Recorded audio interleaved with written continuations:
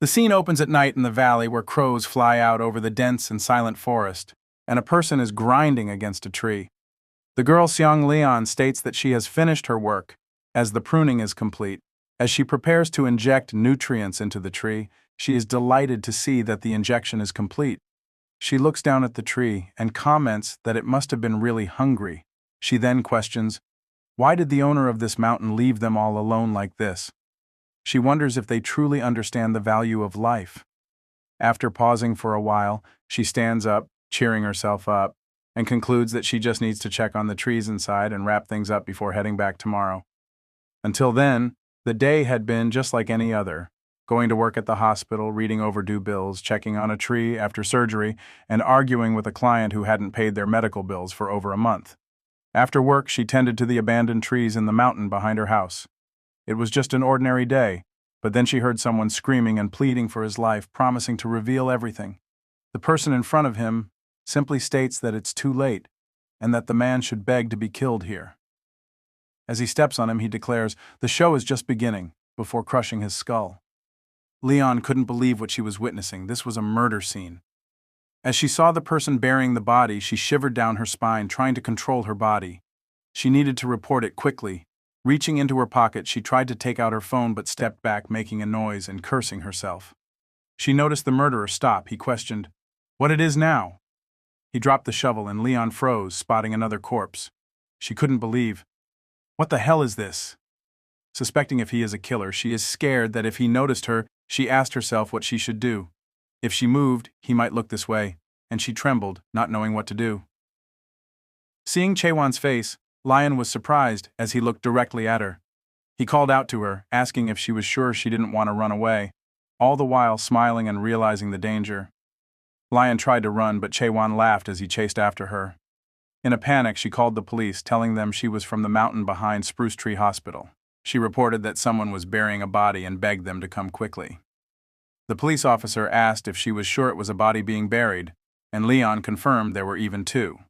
The policeman told her to stay calm and asked her name. Leon introduced herself as Sol Leon and screamed that she was going to die here, urging them to hurry. The police officer assured her they would dispatch officers immediately, but warned that if it was a false report, she would be fined. Leon replied that they just needed to hurry, but as she was speaking, she felt threads wrapping around her neck and realized she was being dragged. Chu asked her if she had dropped this and left the chainsaw behind. He told her to hold on to it.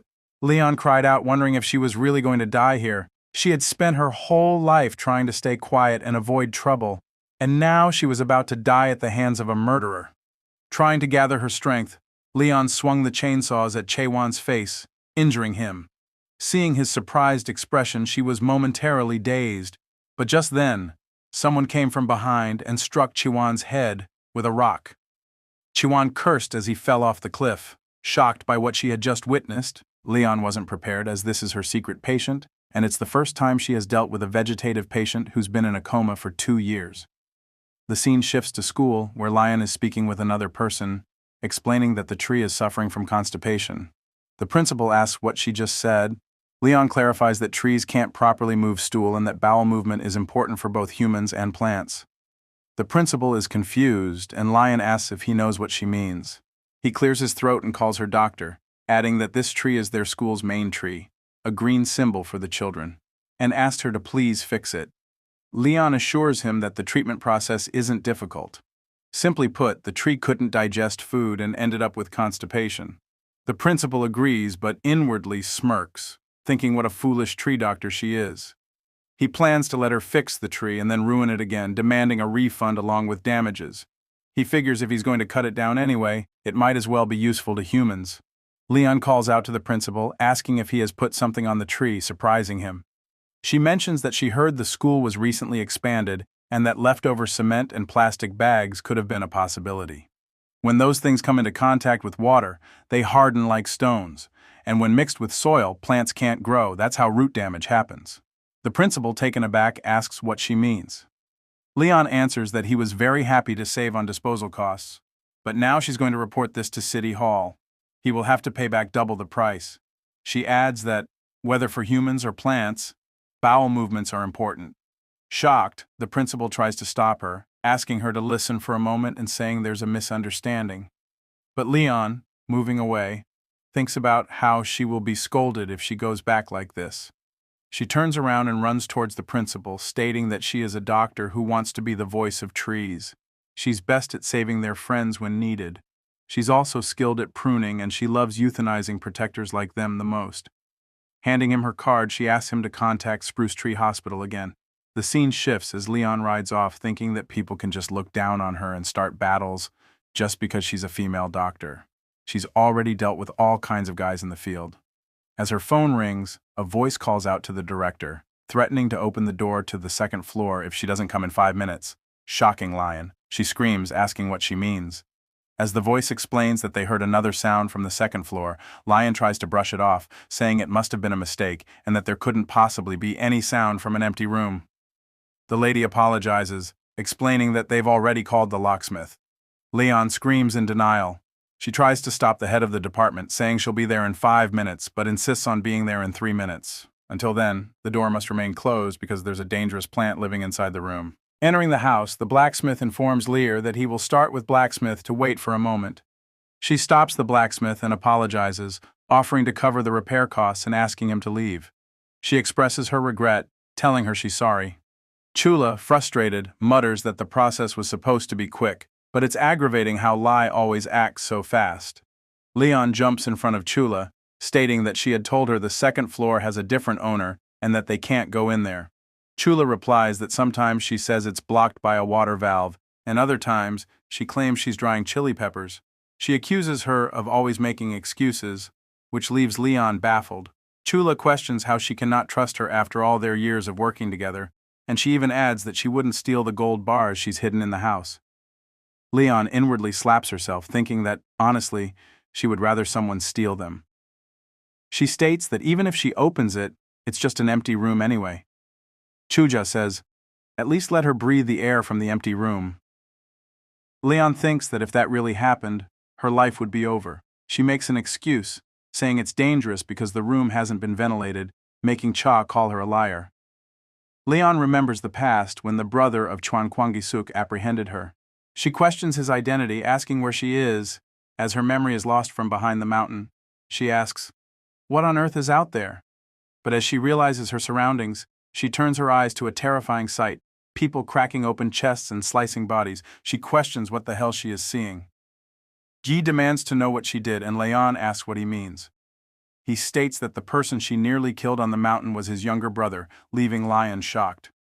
Leon thinks that this person must be the murderer's older brother, and both siblings are insane.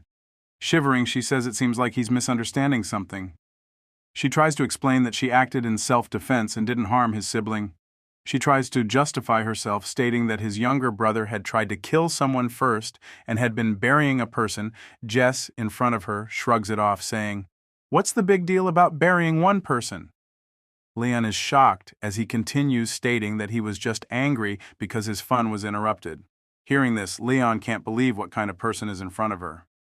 Unable to respond, Leon realizes that this is bad. Jules isn't someone who understands common sense. She tries to explain that she's really not the one responsible, and that she went to the mountain just to take care of the trees. It wasn't her who did it, someone else did it. The person who was being buried suddenly struck him from behind with a stone, and she insists that this is the truth. Leon thinks to herself, what should she do? As she needs to get out of here no matter what, but can't think of how. Gyak calls out to Lion, stating that whether she hit him with a stone or a saw, it doesn't matter to him. He says that the details make her the perfect perpetrator. After all, she just made his younger brother fall into a vegetative state. All he wants is for someone to pay the price for it, as Leon is shocked to realize that his younger brother became vegetative and that the murderer is right in front of her. She knows this is wrong. She doesn't think she'll make it out alive. Guy sits down, stating that he will propose a deal. If she acts a little smarter, she can leave here safely with no problems. As Lion questions the deal, Josak says that he's glad she understands, quickly offering her a proposition. He opens her hands, stating that he will carry the real culprit and place them in her position in exchange. He asks her to take care of his younger brother and, if possible, make sure he doesn't leave Huai. He adds that it would be even better if she could bind his feet. 2 years later, in the empty house at night, Leon enters. The man is still asleep on the second floor of the house, resembling a plant in his vegetative state. The only personal information she has received over the past 2 years is his name, Kwon Chae-won. The day after the incident, the scene was mysteriously cleaned up, and the police find her for the false report. The second floor, which was built in the blink of an eye after she signed the contract, Chae-won always has medical staff on standby to take care of him. Most of all, there's a unique atmosphere of wealth around the house. She remembers his words, that it's not difficult at all to make her the perfect perpetrator. She thinks that those words were definitely not an exaggeration. In other words, until the real culprit is caught, she must keep this murderer safe inside Hwadom. She prays for him not to wake up. She prays every day for him not to wake up, so she can live quietly. The scene shifts, as in her line of sight, Chae-won is lying down, but by a bare minimum his finger flicks. As Chula approaches Leon, she shows her a photo of a boy and asks what she thinks about him. She states that this boy is the son of Seoul Landscaping Company. Leon, staring at the photo, calls out for Chula, questioning, "Isn't her latest romantic interest young enough to be her grandchild?" Chula corrects her, saying that it's not for her but for Leon. Troubled by this, Leon questions what she means. Tolya explains that, as they both know, at this rate they won't last much longer. They've already lost all the major contracts to Donggyo Hospital, and these days they are barely staying afloat doing gardening for neighborhood houses and community centers. She swears that the people at Donggyo Hospital have serious business skills. Vaughn knows that Donggang University Agriculture Biology Department affiliated hospital made a grand entrance into Hwom by constructing a flashy 5-story facility. They aggressively pursued contracts in landscaping, sapling cultivation, construction, and agriculture. Before long, they had absorbed nearly every contract in Hwom. Most importantly, at that hospital, she had some terrifying experiences. Chula calls out to Leon to snap out of her thoughts, stating that they need to take back what was stolen from them. Leon thinks she almost remembered something she didn't want to. She asks Chula how exactly she plans to do that. Chula, showing her the photo again, says that this is what she means. She shows the photo of the successor, explaining that she even got Leon a queue number in advance, so she just has to go there and have a cup of tea, but Lion flatly declines. Chuja questions what she means, and Lion says she's not some gold digger and this is way too sketchy. Chuja trembles with disbelief and screams at Lion, questioning what kind of person she is.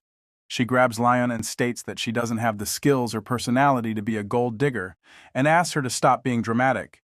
She orders Leon to just go and introduce herself to make a good impression. Leon questions how Chula even knows the soul. Air came back, and what's with the queue number?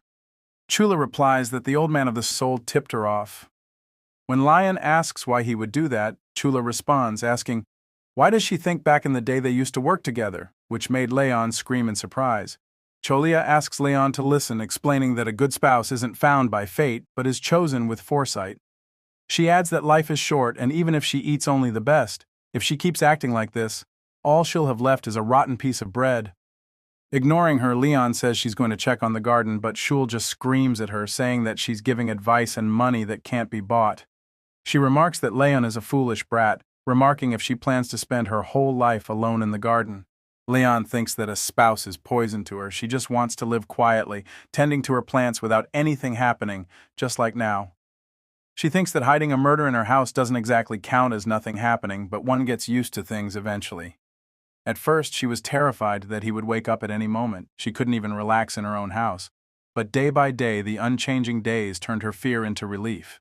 At night, Leong realizes it's quite late and she should wash up and head upstairs. She thinks that checking the second floor before bed has become her daily ritual to make sure her tomorrow will be as safe as today, to pray that he remains unconscious. She opens the door but is met with a terrifying sight. Her eyes widen as she realizes there is no one on the bed. She is frozen in terror. She remembers the terrifying scene of his older brother and sweat pours down her body. She thinks that she has to find him no matter what. She tries to run out, but realizes that a person is standing in front of her trying to grab her. Leon realizes she's going to die now and screams out. Leon knows this doesn't make sense. He's been bedridden for 2 years, and his muscles should have been completely atrophied, yet she is completely apprehended. She questions where he's getting this strength from. Leon pleads with him to let her go, but as she tries to stay calm, she needs to remain calm more than ever. Leon tries to say that Chiwan just woke up, so he must be confused. She promises to explain everything to him, stating that his body isn't in a normal state. As a doctor, she pleads for him to just let her go for a second, but Chuan gets closer to her neck. Leon screams, asking what he means. Chu tells her not to make a sound and to answer his question. Did she lock him up or did he lock her up? Leon tries to deny it while thinking about the life he's lived. She explains that it's nothing like that. He was a patient for a long time, unconscious for 2 years, and he's only just woken up. She asks Chewan to calm down. Chewan grabs Leon and pushes her onto the bed to stare into her eyes. Lion thinks, those eyes, they look like a beast's. Glowing, dark, empty, like bottomless pits. Chewan mutters Concho, stating that's probably his name, then asks Leon if she's someone important to him. Lion realizes that this man could be suffering from that as Chewan grabs an injection to point it toward her neck. He questions if she's someone he wouldn't hesitate to kill, while Leon realizes that he has lost his memories. He questions Lion, asking if she is someone important to him or if she is someone he wouldn't hesitate to kill. Leon confused questions if he doesn't remember her. If that's the case, maybe she can find a way to be safe from this man. She thinks about the acacia tree that continues to live even after collapsing, the maple tree saved by the sediment wind that was a battle, and she understands. Leon grabs Chewan's hand, calling it upsetting when he says things like that, like, how important is she to him? She reveals that she is important, someone with a very close connection to him. They have met in a much more intimate way than he thinks, tangled up in a complicated web that can't be cut off. Chewan grabs Leon's face, questioning why she is shaking like this. He asks if her finger got cut off and sold or if she is here to suck off a stupid, useless beat, sensing the terrifying glare of Chew. Leon shivers as Chewan questions why all he can remember are those trash-like words. Leon cries out, asking what he means, saying that they weren't like that. She tries to excuse herself, explaining that they were very close and he was very, very kind. He even put on a necklace for her while she recalls that thin, the thread she was choked with, almost like a weapon. Chu questions why she is saying that he did such things. Chuan states that he must have been a real bit, the way she talks, almost as if he's been brainwashed. Leon tries to deny it, thinking that she is the one trying to brainwash him. She tries to say that it's not like that. Chewan couldn't treat her carelessly, and he never forced anything.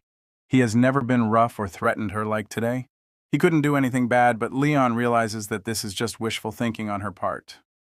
Chu questions why he wouldn't do something bad to her as he pokes his finger toward Lion's throat. Leon tries to excuse herself, blurting out, "It's legally mandated," as she realizes what she just said. Leon inwardly cries out, thinking that her brain needs to work. She remembers Chula's words, that a solid partner is found by fate, and no one chooses them through foresight and reasoning. Leon gulps, thinking that Chewan has to stay quiet from now on. She reveals that because that's the minimum restraint for this situation. Leon says that if Chewan harms her, it would be considered the murder of kin. She reveals that she is Wan's wife, shocking Chewan. Suddenly, Chewan experiences a headache and falls into Lion's body, causing her to scream. Leon calls out for Chewan, realizing that night she got another heart attack, and the deadly sight she feared would soon unfold the next day. Leon confronts a lady and questions her, asking if the tree was struck by lightning last night. The lady affirms that this is the tree they planted when their son was born. The boy has grown up and is now in the military, but what should they do with the ominous sign? Leon states that she will take a look at it first. Upon inspection, she realizes that the tree is in serious condition, but luckily the roots aren't damaged and it can recover. Toll whispers to Lion, asking if she is really going to treat it, and if she's not careful it might end badly. She warns Leon that if she ends up with the blame, what will she do? Leon answers confidently that it's a tree planted for their son's birth and they should try everything they can. First, they need to secure the damaged parts with a chain and check if they have enough local medicine in the hospital. Tolia affirms the plan but tries to say that recently there have been some things going on. Leon apologizes, stating that she needs to take this call quickly. She takes out her phone, shocked by what she hears. The doctor on the other end says that they don't know when the patient will wake up. Leon screams, questioning what he means and asking why he doesn't know when Cheon will wake up, especially since she had a conversation with him and even got crushed under him. The doctor explains that it's not that the patient has never woken up. A month ago, when she contacted them, the patient definitely woke up after being in a vegetative state for 2 years. After transferring him to the hospital, the doctor confirmed it with his own eyes for a week. The recovery was astonishing. However, since then the patient has developed rare symptoms including hyperomnia, also known as Sleeping Beauty syndrome, and hypert. They've conducted all possible tests but haven't found a clear cause aside from amnesia. There are no abnormalities in the brain, so they are just suspecting for now. He adds that they will have to monitor the progress, but if this syndrome is indeed the case, once the patient falls asleep, they don't know when he will wake up. For this patient, the sleep time has increased from 3 to 5 days, and now it's been 12 days without him waking up. The doctor states that they will move him back to her home for now, shocking Lion as she asks him to stop for a moment. Leon tries to comprehend the situation, asking if Chiwan isn't in a vegetative state right now. Now no one knows when he will wake up. The doctor affirms that's how it appears, making Leon feel relieved. She thanks the doctor, stating that she will work even harder now, and ends the call. Confused but hopeful, Leon goes out to Chula, apologizing for keeping them both waiting. She assures them that she will do her best to save the tree and tells them not to worry. The lady cries out in gratitude, thanking Lion for her effort. Chula remarks that she doesn't know what's going on, but it seems like everything has worked out, while the doctor, on the other hand, thinks to himself that Leon must be under a lot of stress, which might be why her emotions are unstable. He recalls that he didn't mention that Sleeping Beauty syndrome or Kleinall syndrome usually comes with symptoms like abnormal behavior, excessive eating, aggression, and even hypersexuality, but he ignores it, as no one knows when Chiwan will wake up. Anyway, he'll just mention it to her next time. He thinks that Dr. Kwan must be struggling with his sibling's condition. The doctor thinks it would be much better for him to receive treatment at a large hospital, but instead they're sending him back to a shabby house. He concludes that it's not his problem to dig into this further, and he just has to take the money he's owed and do the work he's been instructed to do. However, the words that the patient kept repeating when he was awake continue to bother him as he calls out for Chiwan, asking if he can hear his voice. The doctor suddenly hears Chiwan mumble something. He encourages Chiwan to keep talking, and Chiwan murmurs out, stating, "Don't wake up." The scene shifts to Lion's house at night as she hums while walking up. It's been 2 years since she got stuck with the murderer in her own house because of that sudden incident. She has never been so grateful for that situation until now, thinking that perhaps she can fix this, that insane lie that she was Chu's wife for the following month. How many times did she regret it? No matter how desperate she was to survive, she never imagined she'd end up as a murderer's wife. She said it, and she regretted it to her death, but now the bee is out cold, and who knows when he'll wake up. This is her chance to clean up the mess. She cries out that it's a miracle. She opens the door, thinking that the doctor said they moved him back to the second floor this afternoon. She figures she might as well check if he's still lying there, all nice and peaceful. She opens the door but finds no one in the bed, gritting her teeth. She curses him out and she runs outside the house, calling for Chu, wondering where the hell the dead weight went. She huffs after running, thinking that he's not in good shape so he couldn't have gone far, but she's already covered the area. She questions what will happen if she doesn't find him. Then she spots traces of blood and turning, she sees in front of her Chiwan grabbing a chicken, drenched in cold blood, holding the head of an animal. Seeing this sight, she is terrified to the bone, but Leon tries to grip herself, thinking that she has to drag that man back home. She mutters that he can barely move, so why the hell is he out here? She asks him to put the damn chicken down and go back inside as he can't be out for long, but there's no response from Chai-won. He continues biting into the chicken, spitting out the blood and throwing the meat aside, shocking Lion. Lion can't believe his eyes as he questions if he just ate a raw chicken with his teeth and wonders if memory loss really is the only thing wrong with his brain. Chaewon, looking at her, questions, "Where the hell have you been?" He says the only face that came to his mind was hers, but the door wouldn't open. Leon realizes that he must have smashed the back door down just to find her, and that means he remembers her face. But she tries to calm down, thinking he is clearly unstable and there's plenty of room to maneuver. Leon says that he must really be confused, as she is actually a doctor who has been taking care of him. Technically she's a tree doctor, but that still counts. She tries to explain that Chiwan has been asleep all this time, and before that, he was too sick to even wake up for a long while. That's why his body is so unstable right now. Seeing things and hearing things, it's all just his brain messing with him. She assures him not to worry about it, telling him it's just a dream. She tries to get him to go back home, get some rest, and when he wakes up, he'll feel much better. But Chiwan throws the chicken down, stating that if this is a dream, then if it were real, he probably wouldn't even be standing there, making Leon confused. Chu says he spent all his time dreaming about this, about doing nice things with his wife. He's not confused. In fact, he gets it now, crystal clear. He has a wife and she is right in front of him, trying to run away like she has a death wish. Before Leon can react, she realizes she's been apprehended by something, trembling with fear. Leon wants to run, wants to tell him he's wrong, and wants to say something to get out of this, but the trap she set for herself is closing in, and she can't take a single step. Chaewon asks her name, surprising her. Leon wonders whether she should tell him her real name, Solon or something else. She hesitates, but Chaewon warns her that he doesn't want to ask a third time. Leon blindly answers. Chaewon speculates that she had decided that he's too much of a bloody idiot to deal with now that he's turned into someone she doesn't care about.